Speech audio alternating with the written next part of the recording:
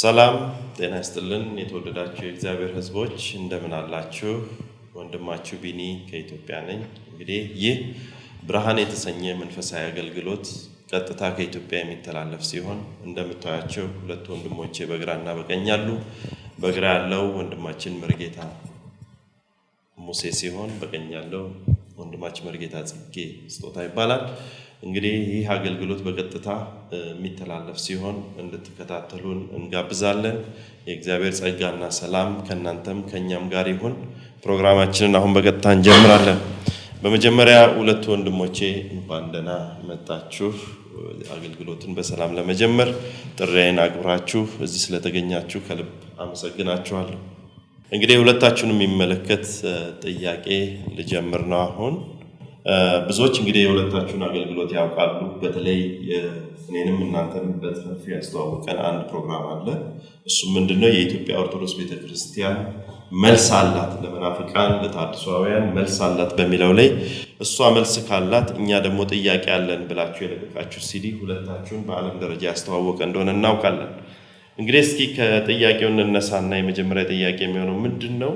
ሁለታችሁ አገልግሎታችሁ በተለይ ብዙዎች አያምኑበትም። እነዚህ መናፍቃን ናቸው፣ ትክክለኛ የቤተ ክርስቲያን መሰረትና ትምህርት የላቸው የሚሉ ተቺዎች አሉና እስኪ ከዚህ የተነሳ ጥያቄን ሳነሳ በቤተ ክህነት ያላችሁ ሙያና አገልግሎት እንዲሁም መች እንዳገለግላችሁና የት እንዳገለግላችሁ ብትነግሩኝ አንድ ፈልጋለሁ። መጀመሪያ መርጌታ ጽጌ ይህን ብትመልስልን ደስ ይለኛል። እግዚአብሔር የተባረከ ይሁን። ይህን ፕሮግራም ዛሬ ደግሞ ካንተ ጋር ስለጀመርንና እግዚአብሔርን እናምናለን ብዙ ርቀት እንደሚያስሄደን ተስፋ አለን። የውስጣችንን ብሶታችንን እንናገርበታለን። በቀኝ በግራ ያለ የትኛውም ማህበረሰብ የተወሰነ ቁም ነገር ያገኝበታል ብዬ ተስፋ አደርጋለሁ። እንግዲህ ወደኔ ስመጣ እኔና መርጌታ ሙሴ ጋር አብረን በቆየንባቸው ጊዜያቶች እንደዚሁ በግል በምንሰራቸው ስራዎችም ብዙ ሰዎች ስለራሳችን ማንነት ይጠይቁናል እና ስለራሳችን በተጠየቅነው ቁጥር ትንሽ እየከበደን ይመጣል። ድግግሞሽ በቃ ይሄ ገርልና ድርሳን ሆነብን እና ስለራስ ብሎ በቃ ሁልጊዜ ዛሬም ነገም ሲሆን በቃ ድርሳን ይሆንብሃል። ያ ነገር ትንሽ ለኛ ይከብደናል። ግን ምናልባት ጥያቄውን ለመመለስ ያክል እንደው ለሚሰሙንም የሚጠቅም ከሆነ በተለይ ለአዳዲሶቹ የሚጠቅም ከሆነ እኔ መርጌታ ጽጌ ስጦታው ነው የምባለው። መርጌታ ጽጌ ስጦታው ማለት በዚሁ ዜግነት ኢትዮጵያዊ እንግዲህ ዝም ብሎ እስከ የቤት ቁጥር ድረስ መሄድ ብዙም የሚጠበቅ አይመስለኝም። እውነት ለመናገር ክርስቲያን መሆንና ኢትዮጵያዊ መሆን በቂ ነው። ምናልባት ካስፈለገ እድገቴ አፍ ከፈተውበት ጊዜ ጀምሮ ማለት መናገር ከጀመርኩበት ጊዜ ጀምሮ በይነጋል መጽሐፌ ላይ መግቢያው ላይ እንደገለጥኩት ወደ ቆሎ ትምህርት ቤት ነው ቤተሰቦቼ የሰደዱኝና አንድ ሰው እንኳን የቤተ ክህነት ሰው ቤታችን መገኘት አለበት ተብሎ በግድ ተደብድቤ የአስቆላ ትምህርት ነው የምፈልገው ብዬ ግን ተደብድቤ ነው ጣና ቂርቆስ ገዳም የገባሁት እና እዚህ አልማርም ካለ እዚህ ደብድቡት እዚያ ደግሞ ከመጣ ደግሞ እኔ ደበድበዋለሁ ብሎ አባቴ ከመነኩሴው ጋር ተነጋገረ። ከዚያ በኋላ በቃ መነኩሴው ስለ ገሃነመ እሳት፣ ስለ ሲኦል፣ ስለ መጥፎ ነገር ሁሉ በልጅነት ጭንቅላቴ ቀረጹብኝ። እዚያ ገሃነም የሚባለውን ሲነግሩኝ፣ ሰይጣን የሚባለውን ሲነግሩኝ መነኩሴው ወደ መሆን እስከ መድረስ እንዲያውም ሬዲዮ መስማት በራሱ ሰይጣን ነው፣ እዚያ ውስጥ የሚጮኸው የሚዘፍነው ሰይጣን ነው ብለው ያን ሁሉ ነገሩ። እና አስቆላ ትምህርት ቤት ስትገቡ ደግሞ ባህር ዳርም ጎንደርም ብትሄዱ የአሳማ ስጋን የሚያበሏችሁ ይሄን ቆሻሻ ጥንብር የሚያበሏችሁ እና ገሃነም ነው የምትገቡት አሉ። እኔም ጓደኞችም ይሄን ሲሉን ደንግጠን የእሳቸውን ህይወት ተከተል በቃ ተቀረጽን በእሳቸው። ከዚያ በኋላ እኔ ቤተሰቦችን ሳይቀጠለኋቸው ለቤተሰቦቼ የነበረኝን ፍቅር አውጥቼታል። ከዚያ ልክ 73 ዓመተ ምህረት ከጣና ቂርቆስ ወደ ጎጃም ሲመጡ ጎንደርን ለቀቄ ጎጃም ፍኖተ ሰላም አካባቢ ባሉ ትምህርት ቤቶች ቆየው እና ፍኖተ ሰላም ማለት እንግዲህ ላይኛው በጣም ደጋማ ቦታ ነው፣ ታችኛው ደግሞ በጣም በረሃማ ቦታ ነው። ስለዚህ ሁለቱንም አካባቢ ቆይቼበታለሁ። በዚያ እንግዲህ ቅኔም እየተማርኩ ቅዳሴም እየተማርኩ ቆይቻለሁ። መጨረሻ ወደ ደብረ አባይ ሄጄ ቅዳሴን አስመስክሬያለሁ። እንደገና ተመልሼ ቅኔን አጠናክሬ 79 ዓመተ ምህረት ወደ አዲስ አበባ መጣሁ። ወደ አዲስ አበባ ከመምጣቴ በፊት ደብረ ሊባኖስ እንደው የማላውቀው አዲስ አበባ ገብቼ ውሃ እንዳይበላይ ብዬ እዚያው ደብረ ሊባኖስ ለተወሰነ ጊዜ ቆየሁ። ውዳሴ ማርያም ትርጓሜ አንድምታ የሚባል ነው። እዚያ እየተማርኩ ቆየሁ። መጨረሻ ትንሽ ራሴን ካረጋገው በኋላ አዲስ አበባ መጣሁ። ስራ ልመደብ ስል አንተ ልጅ ነህ ወደ ትምህርት ቤት ግባ ተባልኩና ወደ ትምህርት ቤት መንፈሳዊ ኮሌጅ ገባሁ። ስገባ ባጀት አልነበረም፣ የሚመረቁ ተማሪዎች አልነበሩም። እንዲሁ ዝም ብሎ በተስፈኝነት በሚባል እዚያ የተወሰነ አገልግሎት እያገለገል ግን እንዲሁ ትርፍራፊ ነገር እየበላ ያን የድሮ የቆሎ ትምህርት ቤቱን የራሱን ህይወት እንደገና በዚህ ማስጀምሩ እና ቦታ ተመራቂ ሲገኝ ትገባለህ፣ ሲወጡ ትገባለህ ተባሉ። ግን ያም ሆኖ እዚያ ትምህርት ቤት 5 ዓመት 6 ዓመት ነው ትምህርት ተማሪ የሚቆየው። ያን ጊዜ መታገስ አልችልም። አቋርጬ አሰብ የቅዳሴ መምህር ሆኜ ሄድኩ። አዲስ አበባ ትቼ እዚያ ሻዕቢያ ሲገባ እዚህም ኢህአዴግ ሲገባ ተፈናቃይ ሆንና ወደ አዲስ አበባ መጣሁ። አዲስ አበባ 85 ዓመተ ምህረት ቅድሚያ ለተፈናቃዮች ሲባል ጓደኞቼ ወደ ስራ ሲገቡ እኔ ትምህርት ብማር ይሻለኛል ብዬ የጀመርኩትን ያን ያቋረጥኩትን ትምህርት በባጀት ገባሁ ማለት ነው። ባጀት አገኘሁኝ፣ አሁን ተፈቀደልኝ። ስለዚህ የትምህርት ቤት ቆይታዬ አመጣጡ ይሄን ይመስላል። ብዙ ነገሮችን ትቻለሁ። አሁን የምልህ ባጭር ላውራ ብዬ ነው። በቆሎ ትምህርት ቤት የነበረው ቆይታ ምን ይመስል ነበረ?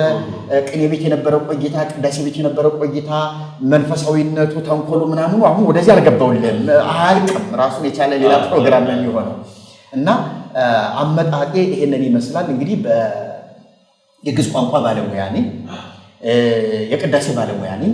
የቤተ ክርስቲያን ታሪክ አሁን በስነ መለኮት ትምህርት ቤት እዚህ መንፈሳዊ ኮሌጅ ተመርቄ የስነ መለኮት የቤተ ክርስቲያን ታሪክ የፍልስፍና እነዚህ ቤተክርስቲያን ኮሌጅ የምትሰጣቸው ትምህርቶች በሚገባ አጥንቼ በጥሩ ማዕረግ በጥሩ ደረጃ ተመርቄ ወጥቼ ጎፋ ገብርኤል እዚህ ቄራ የስብከተ ወንጌል ኃላፊና የሰንበት ትምህርት ቤቱ የበላይ ጠባቂ ሆኜ ተመድቤ 1 ዓመት ሳላገለግል ነው ተሐድሶ የተባልኩት እና አሁን እውነት የት ላይ ይመጣልህ እንዴት ገባ 86 ዓመተ ምህረት ጳውሎስ ኮሌጅ 2ኛ ዓመት ላይ ያለው ማለት ነው።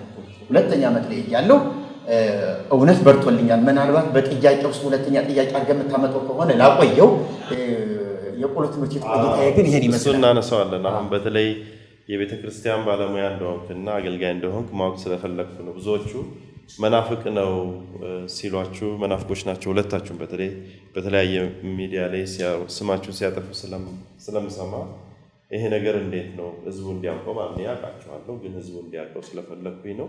ግን ወደኋላ ተመልሰን እንዴት እውነት በራለ የሚለውን ነገር እናንሳለን። በተለይ እኔ በግሌ አንብቤ ብዙ ህይወት የገባኝ ወጋገን የሚለው መጽሐፍ ሳነብ ነው። ያንተ የቅርብ ወዳጅ አብሮ በመንፈሳዊ ኮሌጅ በሰዋሰው ይመስለኛል አብሮ የተማረ ሰው ነው ወንጌልን ያስተማረኝ እና እሱ ነበር መጽሐፎች የሚሰጠኝ አንብቤያለሁ። በጣም ብዙ ሰዎች እኔ የማውቃቸው በአንተ መጽሐፍ ላይ ናቸው። ስለዚህ የኔ ደቀ መዝሙር ነህ ልበልህ? ደቀ መዝሙር ተዋርሶ ደርሷል። እግዚአብሔር ይመስገን። እንግዲህ አሁን ወደ መርጌታ ሙሴ ላልፍ ነው። መርጌታ ሙሴ እንግዲህ እሱም መናፍቅ ተብሎ ይነገርለታል።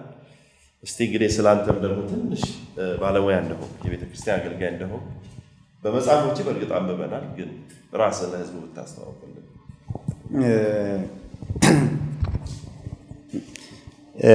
እኛ ቤተ ክርስቲያን አንድ የተለመደ ነገር አለ። ወንጌልን ስትናገር መናፍቅ፣ ያልተማርክ፣ ቤተ ክርስቲያኗን የማታውቅ መባልህ ጳጳስም ሁን ምንም ሁን ይሄ አይቀርልህም። የመጀመሪያ ማህበረሰቡ ማወቅ ያለበት ይሄ ነው። አንድ ሰው ወንጌል ሲናገር ጭራሽ ቤተ ክርስቲያኗን እንደማያውቃት ምንም እንዳልተማረ እየተደረገ በየሚዲያው በእኔና በጽጌም ላይ ተደጋግሞ በጽሁፍም በተለያዩ ነገሮች ሲነገር ቆይቷል። ይሄ ዓለም የሚያውቀው ነው። እንግዲህ ሚዲያን መመልከት ነው። ሆኖም ወንድሜ መርጌታ ጽጌ እንደተናገረው ስለ ራሳችን እየተናገርን ከምንኖር የምንፈልገው ስለ ኢየሱስ እንናገር ብንኖር ነው ደስታችን። ግን አንዳንድ ሰዎች የምንሰብከውን ወንጌል ለማቃለል ጳውሎስን ሐዋርያ አይደለም እንዳሉት እኛ በዛን ዘመን እኛንም ደግሞ የቤተ ክርስቲያን ልጆች አይደሉም በማለት ሲናገሩ እንሰማለንና እኔ ከልጅነቴ ጀምሬ ገና ሕፃን ሆኜ በቆሎ ትምህርት ቤት ያደኩ ሰው ነኝ። በአብነት ትምህርት ቤት ያደኩ ሰው ነኝ። የቆሎ ትምህርት ቤት የሚባለው የመጀመሪያ የዜማ ትምህርት ቤት ነው። ጾመ ድጓ ያለውን እስከ መጨረስ ድረስ ያለው መዝሙረ ዳዊት እስከ መጨረስ ድረስ ያለው ነው። ወደ አቋቋም ቤት ወደ ቅኔ ቤት ሲገባ ደግሞ የአብነት ትምህርት ቤት እየተባለ ከፍ እየተባለ ነው የሚሄደው።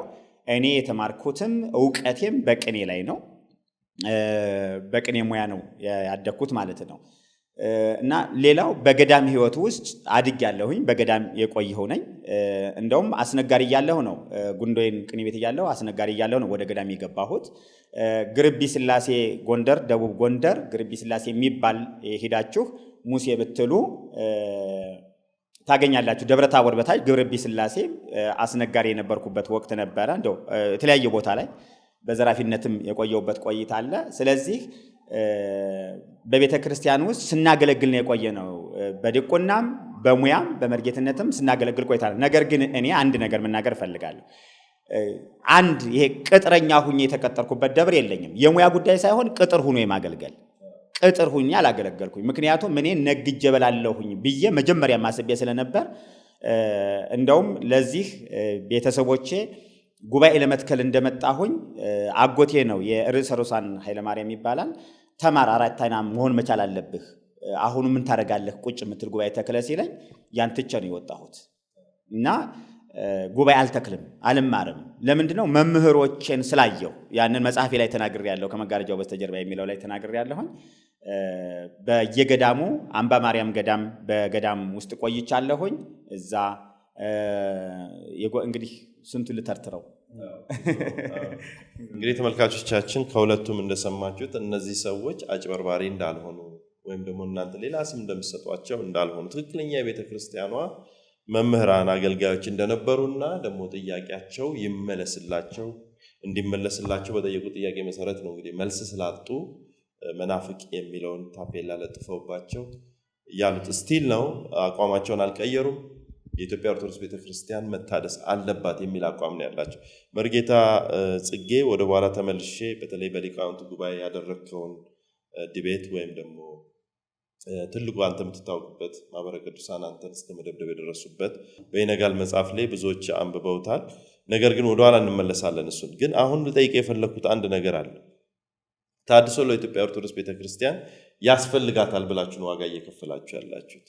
እንግዲህ ይሄ ያስፈልጋታል ብለን ካል አንደኛ መጽሐፍ ቅዱሳዊ ነው ወይ ታድሶ የሚለው ራሱ፣ ሁለተኛ ነገር ደግሞ አትታደስ ምች ቤተክርስቲያን ሲሉ ይሰማል። ራሱ ሊቃውንቱ መምራኑ አትታደስ መታደስ የለባትም ሲሉ ይሰማልና እስኪ ይሄንን ነገር ብታብራራለን ስለ ታድሶ ራሱ። መቼም አትታደስም ማለት ቤተ ክርስቲያን የመላእክት ከተማ ወይም የመላእክት ስብስብ አይደለችም። በዚያ ዓለም በሰማያዊው ዓለም መታደስ አያስፈልግም። ውድቀት ካለ ውድቀት ነው። ንስሐ ገብቼ ወይም ደግሞ ተጸጽቼ ይቅርታ ጠይቄ ወደ ቦታ እመለሳለሁ የሚያስብል ነገር የለም። በምድር ላይ እስካለን ድረስ ማናችንም የእግዚአብሔር ሰዎች በየቀኑ ታድሶ ያስፈልገናል ብለን ነው የምናምነው። ቤተ ክርስቲያን እኮ ሰው ናት፣ የሰው ስብስብ ናት። አሁን ኦርቶዶክሳውያን እንደሚሉት ህንፃ ብለው ያስባሉ። ቤተክርስቲያን ማለት ህንፃ የተቀደሰች በክርስቶስ ደም የተመሰረተች የክርስቶስ ደም በነጠበበት ቦታ ላይ የተመሰረተች ቤተክርስቲያን ብለው ነው የሚያስቡ። ጌታ በተሰቀለ ጊዜ መልአኩ ኡራኤል ከቀኝ ከግራ እጁ ደሙን ቀዳና በጽዋ በብርሃን ጽዋ። ከዚያ በኋላ እንዲያውም ኢትዮጵያ ትቅደም፣ እኔ አንድ መጽሐፍ አንብቤያለሁ፣ አንድ ባይታው እየጻፉት ኢትዮጵያ ትቅደም ያለው ቅዱስ ሚካኤል ነው። ኢትዮጵያ ትቅደም ብሎ ያወጣው ይሄ በደርግ መፈክሩን ኢትዮጵያ ትቅደም ያለው ሚካኤል ነው። ምክንያቱም ቅዱስ ኡራኤል የብርሃን ጽዋ ያዘና ደሙን ቀድቶ ደመና ላይ ወጣ እና ከየት ልጀምር ብሎ ሚካኤልን ጠየቀው። ደሙን መርጨት ከየት ኢትዮጵያ ትቅደም ብሎ ስለዚህ ከኢትዮጵያ ጀመረና በክርስቶስ ደም ለቀለቃት ይላል ድርሳነ ኡራኤል። በክርስቶስ ደም ለቀለቃት። ከዚያ በኋላ እሱ በዚያ ደም ተነክሮ ስለዋለ ወተሐጽበ በፈለገ ግዮን ይላል። በግዮን ወንዝ ሂዶ ታጠበ። ድርሳነ ዑራኤል ቃሉ የሚናገረው በአበይ ወንዝ ሂዶ ታጠበ። ምክንያቱም የክርስቶስ ደም እሱን አይመለከተው ይሆናል እና እንደዚህ ኢትዮጵያ ትቅደም እስከ ማለት ድረስ ገድላትን ድርሳናትን እንደዚህ እየከተቡ የሚጽፉ ሰዎች ተሐድሶ አያስፈልጋትም ሲሉ እኔ በእነሱ አልፈርድም። ምክንያቱም ወደ መጽሐፍ ቅዱስ ሲመጡ ነው ሁልጊዜ አንድ ሰው ለተሐድሶ የሚጋለጠው መጽሐፍ ቅዱስ ባነበበ ቁጥር ነው። መጽሐፍ ቅዱስ ባነበበ ቁጥር ትጋለጣለህ፣ ራስህን ታያለህ፣ ቤተክርስቲያን ታያለህ። እና ህንፃ ማለት ግንብ አይደለም። የአማኞች የጸሎት ቤት መሆን ይችላል። የአማኞች የቅዱስ ቁርባን መቀበያ፣ የጥምቀት ስርዓት መፈጸሚያ፣ የተጣሉ ሰዎችን ማስታረቂያ፣ የስብከት ወንጌል ማካሄጃ ጉባኤ አዳራሽ ሊሆን ይችላል። ከላዩ ላይ መስቀል አድርገንበት የአማኞች መሰብሰቢያ ነው ብለን እንዳርማ ልናደርገው እንችላለን። ጳውሎስ ቤተክርስቲያንን መንጋውን ተጠብቁ ምን ማለት ነው? መውደቅ አለ ማለት ነው። በአማኞች መዛል አለ ማለት ነው። የስተት ትምህርት ማስተናገድ አለ ማለት ነው። የቆሮንቶስን ቤተክርስቲያን ያየህ እንደሆነ ግራ እየተጋቡ በአንዳንድ ነገር ጽፈውለታል። ይህን ነገር እንዴት እናደርገው? ይህን ነገር እንዴት እንበለው? ይሄ ነገር ምን ይሁን እያሉ የቆሮንቶስ አማኞች ጽፈውለታል። ስለ ጻፋችሁልኝስ እያለ እኮ ይነግራቸዋል። ማስተካከያ ርምት ይሰጣቸዋል። ስለ ጸጋ ስጦታ አጠቃቀም መመሪያ ይሰጣቸዋል። እንዲህና እንዲህ አድርጉት አለዚያ አብዶች ትሆናላችሁ እያላቸው ነው። ለአዳዲስ አማኝ እንቅፋት ትሆናላችሁ እያላቸው ነው። ይሄ መታደስ አይደለም ወይ? ጳውሎስ በነበረባት ቤተክርስቲያን መታደስ ከነበረ በ2000 ዓመትማ በዚህ ዘመን ለምንድን ነው ተሐድሶ በእጥፍ የማያስፈልገው? ለዚያም 2000 ዓመት ፈጅቶ ከ2000 ዓመት በኋላ እንደውም በእውነት ነው የምልህ እግዚአብሔርን አለመጥፋታችን በእነ ጳውሎስ ዘመን ያን ያህል ውጥንቅጡ ልዩ ወንጌል ከገባ ገላትያ ቤተክርስቲያን ላይ እንመለከታለን። ፈጥናችሁ ወደ ልዩ ወንጌል እንዴት ሄዳችሁ ይላቸዋል እኮ የገላትያን ቤተክርስቲያን። ክርስቶስ በእናንተ እስኪሳል ድረስ ምጥ ይዞኛል ይላቸዋል። ከጸጋው ተለይታችሁ ወድቃችኋል ይላቸዋል። በግል ጸርቆ የምትፈልጉ ምን ማለት ነው? ይሄ ተሐድሶ እኮ ነው። ጳውሎስ እኮ መልእክቱን የጻፈላቸው አስተምሮ ወጥቶ ወደ ሌላ ሀገር ሄዶ እያገለገለ ያለ ወደ ሌላ ትምህርት መውጣታቸውን ሲሰማ የእውነት ወንጌልን እንደለቀቁበት ሲሰማ እኮ ነው ይሄ ሁሉ መልእክት የተጻፈው። እንዲያው ፈጥናችሁ ወደዚህ ጥፋት እንዴት እንደገባ እንደልቃለሁ ነው የሚላቸው። እንዲሁ የሰማይ መልአክ እንኳን እንዴት እኔ ካስተማርኳቸው ትምህርት የተለየ ነገር የሰማይ መልአክ እንኳን መጥቶ ቢነግራችሁ የተረገመ ይሁን ያለ እኔ እንኳን አለ ይሄንን ነገር ለጉጫ በመጣ ሐሳቤን ቀይሬ በመጣ አውግዙ እና ተሐድሶ የለም ማለት ራስን ማጣት ማለት ነው። ራስን ከክርስቶስ ለይቶ ማጥፋት ማለት ነው። ተሐድሶ የለም ማለት ተሐድሶ የማያስፈልገው በሰይጣን ጉባኤ ነው። በሰይጣን ጉባኤ ውድቀት ነው። ሞት ነው። ለሞት ተሐድሶ አያስፈልገውም። ለርኩሰት ለኩነኔ ለፍርድ ተሐድሶ አያስፈልገውም። ጥፋትን ይዘህ ትኖራለህ። በቃ አለቀ። የክርስቶስ ለመሆን ግን ከጨለመው ገዥ ጋር ትንቅንቅ ይዘህ የምትኖር ሰውዬ ተሐድሶ በዓመት አይደለም በየቀኑ በየሰዓቱ ያስፈልጋል። ህሊናችን ስንት ጊዜ ነው የሚበድል? ህሊናችን ስንት ጊዜ ነው የሚተላለፍ? ስለዚህ የክርስቶስ ቤተክርስቲያን በቡድንም እንሆን በተናጠልም እንሆን ተሐድሶ የግድ አስፈላጊ ነው ማለት ነው። ማስረጃችን ጳውሎስ የጻፋቸው መልእክቶች፣ ወንጌላት፣ መልእክቶቻችን በሙሉ የሐዋርያት ሥራ በሙሉ እነ ጳውሎስ ለአብያተ ክርስቲያናት እያጽናኑ የጻፉት መልእክት ማስጠንቀቂያ እየሰጡት ይሄ ለኛ ተሐድሶ ነው። ስለዚህ ተሐድሶ የግድ ያስፈልጋል። በእኛ ቤተክርስቲያን እንግዲህ እኛ ኦርቶዶክሶች ነን አይደላችሁም የሚሉ ካሉ ለዓለመሆናችን ማስረጃችንን ያምጡልን። ገድል ድርሳን ባለመቀበላችን መናፍቅ ከሆን ኢየሱስን በመጠላቸው እነሱ ካህዲዎች ናቸው። እኔ ይህንን ነው የምለው። እኔ ገድል ባለመቀበሌ አንድ ነገር ልንገርህ፣ ይቅርታ እንዲሁ በኋላ ምን መጣበት አንድ ነገር ልንገርህ። ወሶቢሃ አውሳ ወይቤላ ንስኢ ወሀብኩኪ አስራተ ብዙሃ ነፍሳተ መጠነ ነጠብጣበ ዝናብ ዘአርባይቱ አውራ ለለአሃዱ ዕለት። ተመልከት እንግዲህ በዚህ ጊዜ ስምሽን ለሚጠሩ መታሰቢያሽን ለሚያደርጉ ሁሉ በ4 ወር ውስጥ በእያንዳንድ ቀን የሚዘንመውን የዝናብ ነጠብጣብ ያህል ነፍሳት መርተሽ ወደ መንግስተ ሰማያት ታገቢ ዘንድ ቃል ኪዳን ገባሁልሽ አላት። ለክርስቶስ ሰምራ የጥቅምት ወር ገጽ 50 ቁጥር 6 አሁን እንግዲህ እዚህ ጋር ላስቁም መርጌታ ጽጌ። አሁን ዝናብ እየዘነበ ነው በዚህ በምንቀረጽበት ሰዓት። አሁን ዝናብ አዲስ አበባ እየዘነበ ነው። የዚህን ያህል እንግዲህ ነጠብጣብ የአራት ወሩንም ያህል ነፍሳት የዓለሙን ነው ደግሞ ያለ 30 ሲባዛ በአራት የአንድ ወር የአንድ ዓመት ክረምት ነው። የአራት ወር ማለት የአንድ ዓመት ክረምት ነው። የአንድ ዓመት ክረምት አዳም ከተፈጠረ ጀምሮ እስከ ፍጻሜ ዓለም ድረስ ያለው ስንት ጊዜ ቢባዛ ነው የዚያን ሁሉ ነጠብጣብ የሰው ቁጥር የሚሆነው? ይሄን ያህል ሰው ተፈጥሯል በምድር ላይ። እኔ በተአምር አዲስ አበባ ላይ ብቻ የአንድ ክረምት ዝናብ ተቆጥሮ ያልቃል በልበ ሥላሴ ካልሆነ በስተቀር እዚች ነው ላይ ተንጠባጠበችው ዝናብ ከላያችን ላይ የዘነበውን እንኳን ቆጥረን የምንጨርሰው አይመስለኝም እውነት ለመናገር። ይህን ያህል ካስማረች ክርስቶስ ሰምራ ክርስቶስ ምን ይሰራል? እንዲያውም በቀደም በዓሏ ነበር እንደው ስታንሳ ሁለቱ ተክለ ሃይማኖትና ክርስቶስ ሰምራ ደባል ተደርገው ትልቅ በዓል ተደርጓል። አሁን በቀደም አንድ ወዳጄ ስልክ ስደውልለት ሙሉ ቀን ስልክ አያነሳም። ምን ነው ስለው በዓል መሆኑን ረሳ ወይ ቢኒያም ሙሉ በዓሉን ላነክስ እጄ ነው አለኝ። እንግዲህ ህዝቡ ስቲል በዚህ ውስጥ አለ ማለት ነው።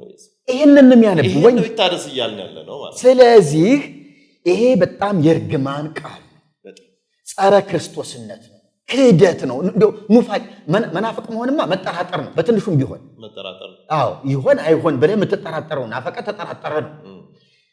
ይሄ ግን ክህደት ነው። ይሄን የጻፉ ሰዎች፣ ይሄ ይጠቅማል ብለው የሸጡ ሰዎች፣ ይሄንን ያባዙ ያተሙ ሰዎች ከሃዲዎች ናቸው። ለዚህ ዕውቅና የሰጡ ሊቃውንቶች፣ ለዚህ ዕውቅና የሰጡ አባቶች ትክክል ነው ብለው በቤተ ክርስቲያን እንዲሸጥ ያስቀመጡ ምዕመናንን ግዙ ብለው ያደፋፈሩ በንግሷ ቀን እኮ እስካሁን ሰው እያነበበው ነው፣ እየተሳለመው ነው።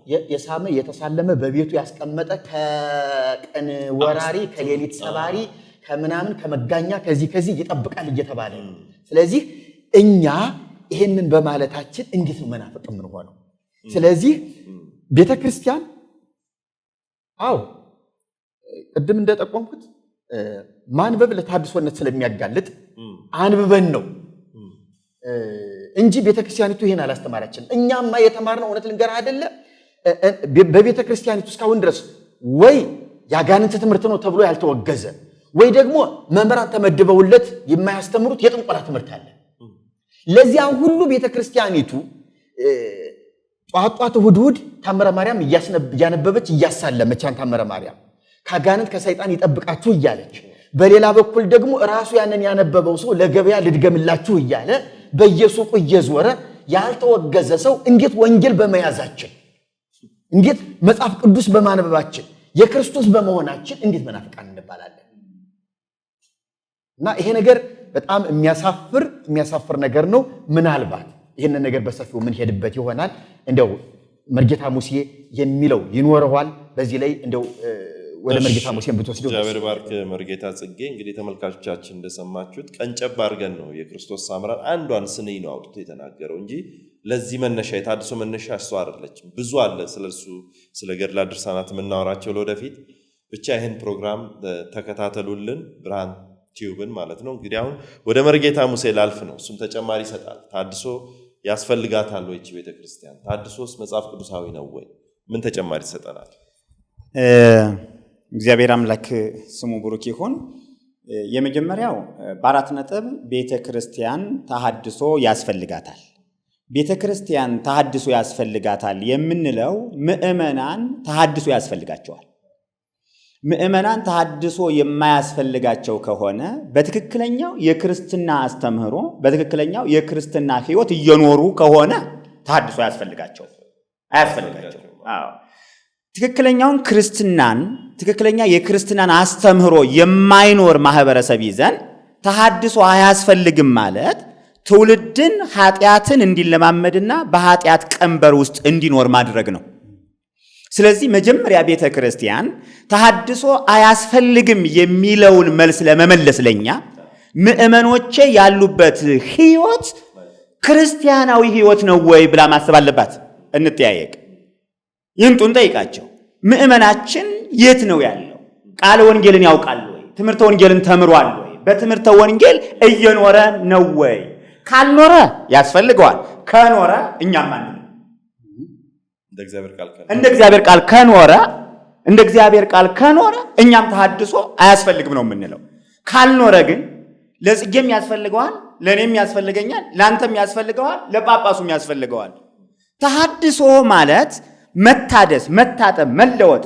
ሐደሰ ሐዲስ አደረገ፣ የሐድስ አይደል?